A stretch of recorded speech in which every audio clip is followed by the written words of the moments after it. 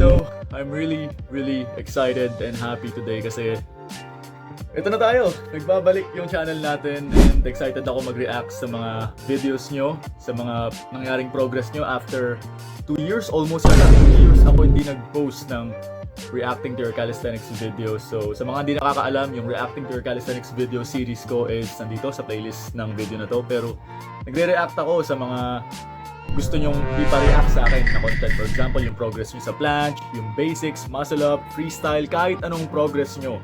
Dati, sa phone lang ako nagre-react, sa phone lang ng kapatid ko kasi wala pa akong ibang device nun. And yung phone ko lang din yung pang record ko, which is yung phone ko pa rin yan. Pero, for today's video, laptop na yung gamit natin pang react. So talagang kitang-kita ko kung pangit yung planche nyo, pangit yung freestyle nyo, malaki yung screen na mapapanoodan ko para ma-review ko kung ano man yung papakita niya sa akin ngayon. So, una natin re-reactan is mag-start tayo sa pinaka-kilala ng lahat.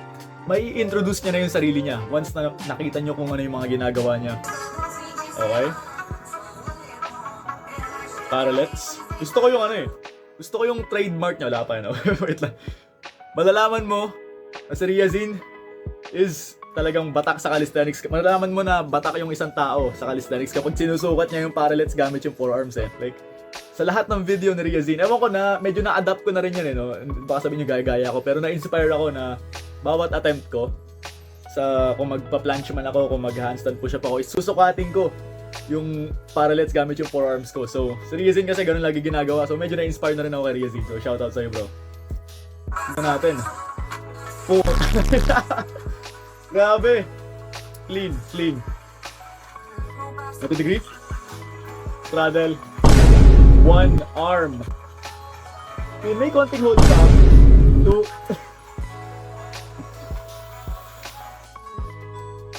Balikan natin ulit yun. Unang-una, nung nag-react ako, naalala ko grabe, na-hype ako ng sob. Nung nag-react ako kay Riazin, naalala ko is medyo pangit pa yata yung form ng planche niya nun. So lalagay ko yung video dito if ever makuha ko yung lumang footage ko sa unang reaction video ko sa kanya. Ato kay Riazin? Grabe, blondie pa si bro. Ito Riazin dati. Grabe. Let's go. Pero yung bars niya is kawayan pa.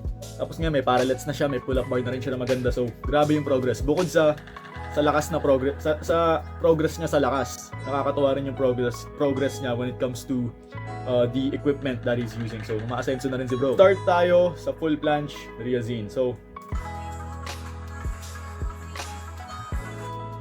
yung pelvic niya, yung sa planche niya is yung parang yung puwet mo, basically yung puwet. Hindi natin yung sugarcoat. Yung puwet niya is medyo hindi masyadong ewan ko kung sadya niya to hindi masyadong naka-push pa. So ang ginawa niya is nung nag-planche siya, unti-unti niyang pinush yung pelvic niya. So mapapansin nyo rin sa video, unti-unti niyang pinush para mas mag-straight siya. Pero hindi ko alam kung sinadya niyang hindi i-hold yon. Pero tingin ko kaya niya namang i-hold ng mas matagal yan. Pero parang sinadya niya lang siguro para magmukhang, alam mo yung mga combo ng mga taga-ibang bansa, yung gagawin nila is parang pike position and then sabay i-straight nila yung legs nila na ganyan. So that's just basically showing that you have the strength to hold the full planche and kaya mong laro-laruin. So, binaba niya, nag-full planche push-up siya. Push-up hold into transition into a one-arm handstand. So, yung one-arm handstand niya, I would say, may hold ba ito? Tingnan natin. Yung pag-judge ko kasi dito, based on sa mga freestyle competition na napapanood ko and based on sa experience ko din. 1, 2, 3. Okay, counted. Hindi lang ganun ka-still pero counted yon. Siguro hindi naman siya medyo imposible naman siguro maging still yung one arm handstand mo kung kinukuha mo yung balance, pero para sa akin counted na rin yung one arm handstand niya. Ang ganda, ang clean, and yung legs niya is talagang sobrang pointed, sobrang straight. Ang ganda ng one arm handstand niya. Pati yung full planche, maganda yung hold. Nilalaro niya lang yung full planche dati. Straddle lang yung ginagawa niya, pero ngayon grabe, basic na lang yung full planche. Grabe ka Riazin. And then in 2A, Archer straddle planche position into a straddle planche. Grabe. Tapos may hold yung straddle planche. Ang clean ng straddle, grabe. Wala na kailangan linisin, grabe. Okay, tapos yun yung combo. Very short combo lang, very strong. So pwede kung lalaban ka man. So spoiler alert, may balak yata lumaban si Riazin this coming December 15, kung December 15 man yung official date ng Nationals competition. Kung dadayo ka Riazin, tapos ganyan yung gagawin mo na combo, tapos ako yung kalaban mo. Wala na. Wala na. Talo na ako kagad bro, matik ko. So, Riazin Magluyan, no introduction needed. Yung video pa lang na yun. Yun na yun. So kung gusto niyo follow si Riazin, ito yung TikTok page niya, TikTok channel at Riazin Magluyan. And then on to the next athlete. And sorry medyo madilim kasi biglaan din yung video na to. Medyo na-hype lang talaga ako gumawa. John Cien Laida. So, si John Cien nakikita ko na rin sa Facebook. Ito yung maganda yung shape ng katawan eh. Sobrang lean, sobrang aesthetic ng katawan. Pero tingnan natin yung skills niya sa calisthenics kasi alam ko malakas din to sa statics. Tignan natin. Okay, no music. Full planche into straddle planche. May hold ba yun? Bilangin natin ulit. Ulitin natin. Full straddle 1, 2. Walang hold pero 2 second naman yung hold. Pwede na. Pero binent arm press niya into handstand. Back to 90 degree. Medyo nakadikit nga lang yung elbow sa katawan pero pwede na rin. Handstand is good. Very clean. And then V-sit. No hold pero back to L-sit. And to straddle 90 degree. And then to full 90 degree. Grabe.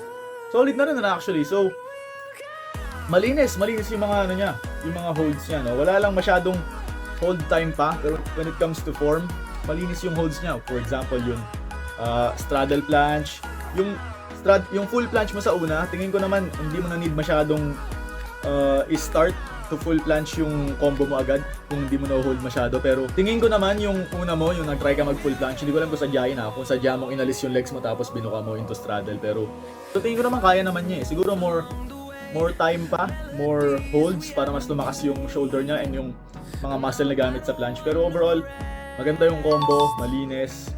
Ayun, wala akong masabi. I guess I'd rate this combo as a like 7, 8 out of 10 for his progress. So grabe, solid bro. And kung gusto nyo nga palang follow si John Cien Laida, ito yung TikTok page niya. And alam ko may Facebook din siya, so medyo famous, hindi pala medyo famous yan sa Facebook actually. Nadadaanan ko yung body transformation niya nun, nag-viral.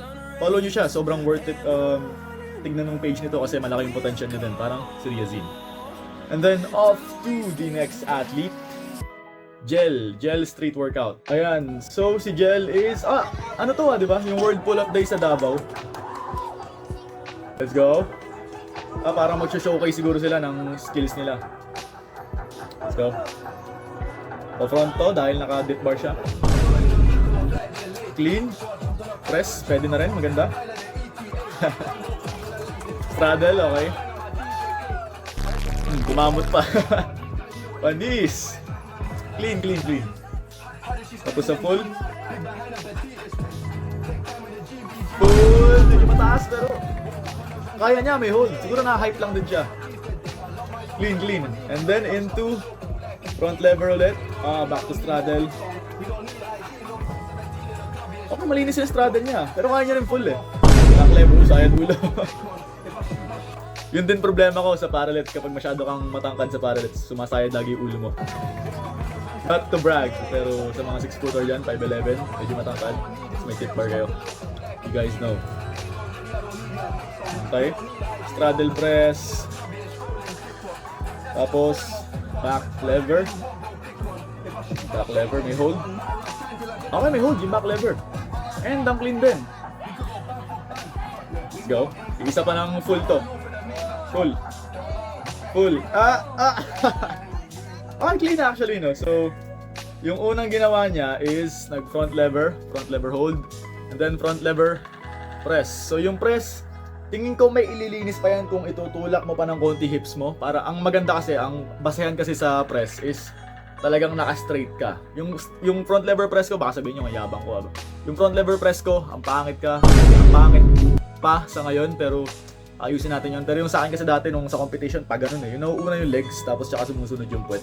So hindi kasi clean yun, hindi kasi kino-consider na clean yun kung competition-wise yung pagbe-base ng judging. So, yung press niya, maganda naman na kaso medyo nabaklilan ko ng konti yung full front lever press. Pero tingin ko malilinis niya pa yan as soon as may training niya ng mas madalas yung front lever. Pero maganda yung press, straddle, Okay, pagka front lever press niya, ayun yung parang nilaro niya, gumagano'n-ganon pa siya sa judge. Parang ano kasi yun eh, yung iba kasi ang iniisip nila, well siguro yabang na rin dahil syempre freestyle nga eh.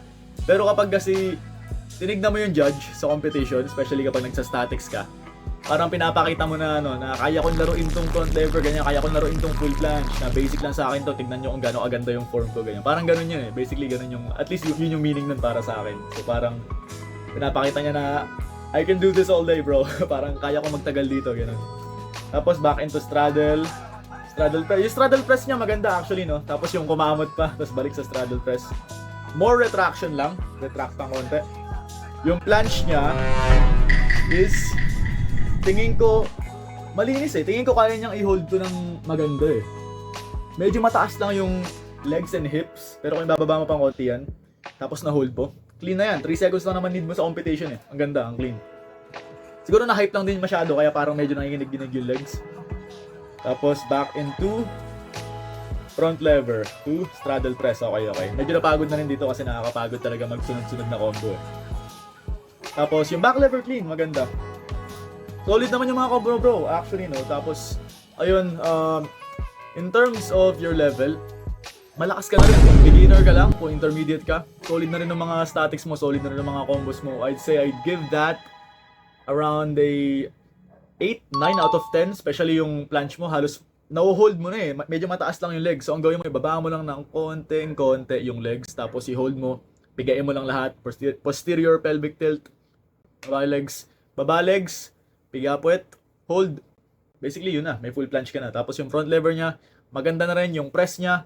Once nalinis niya yung front lever press niya, ng talagang straight na straight, tapos straight arms. Straight na straight yung katawan, tapos straight arms. Perfect form na yun when it comes to competition. So, ayun, and actually, shoutout ko rin yung event ni Anton Lay, no? So actually, first World Pull-Up Day daw nila, yung competition na yan. So, successful. Mukhang successful yung nangyari, and ayun bro, congrats Anton Lay sa naging event nyo sa Davao, and siya yung parang naging leader din dun eh, no? Ng buong nagkakalisthenics na mga taga Davao. So, shoutout sa inyo bro, and congrats sa event, Akatsuki Bars, and ng Davao City World Pull-Up Day. So, shoutout sa'yo bro. And ito nga pala yung page ni GL Street Workout kung gusto nyo siya i-follow. So, ayun, check nyo yung page niya, follow nyo na rin. And off to the next athlete. Last athlete. Si Antonio Paculdo. Ito yung medyo makulit na ano eh, TikToker dati. Pero okay naman na siya ngayon. Nag-send siya ng video. Malakas siya eh. Knuckle, handstand press. I love it. Bang! Pala. Grabe, lakas. Tapos binaba niya ito eh, handstand push-up. Hindi nga lang ganun ka-clean, pero kung iisipin mo, yung lakas niya sa handstand push-up, kung i-clean niya bawat repetition niya, kung ite-training niya na naka-straight yung katawan niya bawat reps, ang ganda tignan. Ang laki ng potential niyan. Pero sa ngayon, dahil siguro bata pa rin, medyo ganun kasi yung mga napapansin ko sa ano eh, sa mga batang nagkakalisthenics ngayon is mas sinuuna nilang laruin yung moves muna kaysa linisin, which is fine naman kasi ako dati laro-laro ko din yung mga statics ko nun, especially yung handstand. Pero kung gusto mo sumali ng competition, kung ayaw mo naman, okay lang, walang problema Antonio. Pero kung gusto mo sumali ng mga competition, gusto mong manalo, you have to clean your form and ayun, train proper form. Yun lang basically. Okay, Tiger Bend, 90 degree, na hindi masyadong clean pero Don't be afraid of being hurt. Don't be afraid of sacrificing some blood. clap. Handstand push-up ba ginagawa nun? Clap ba yun? Wait nga. Clap. Clap niya actually ang bilis lang. Siguro dahil sa camera lang niya, pero ang bilis. Malakas. So yung shoutout kay Antonio Paculdo, malakas siya actually, no? Kung tutusin kasi, bata pa siya eh. So yung mostly kasi sa mga bata is hindi pa naman ganun talaga aganda yung form, which is understandable dahil bata pa nga, hindi pa naman ganun need na perfect agad yung form kapag nagsisimula. Pero for starters, ako nun wala akong handstand push-up. Handstand lang meron ako, L-sit. Tapos bad form na tuck planche, tapos konting pull-ups, konting push-up. Siya may Tiger Bend, may 90 degree, may thumb handstand press. Grabe, ang lakas. Grabe rin yung potential nito kung talagang lilinisin niya yung form. Baka ito na yung maging next na Riazine Magluyan kung talagang aaralin niya yung mga full planche, mga ibang skills ng calisthenics. So, ito yung channel ni Antonio Paculdo nga ba palido mo. Pero ito yung TikTok page niya kung gusto niyo siya i-follow. And grabe yung bata na to, ang laki ng potential. And that is all for today's video. Sana nag-enjoy kayo. Sana ma-feature ko yung mga progress nyo next time. So kung gusto nyong reactan ko yung video nyo, tag nyo lang ako at TikTok, post nyo na yung video nyo with hashtag Dikasil. Or kung meron naman kayo Instagram, may Facebook kayo, or kung kasama kayo sa GC na mga calisthenics GC, basically nakasali ako, send nyo lang doon, mention nyo ako, and then reactan ko yung video nyo dito sa channel na to. Yung background, pangit yung lighting kasi talagang biglaan nga rin yung video na to, and na-motivate lang ako gumawa, and gusto ko rin agad ma-feature yung mga nag-send na sa akin kasi medyo natabunan din ako dahil madami na nagsasend na iba. Subscribe, like, and comment down below kung sino yung gusto nyong athlete na reactan ko. See you guys next episode. Peace out.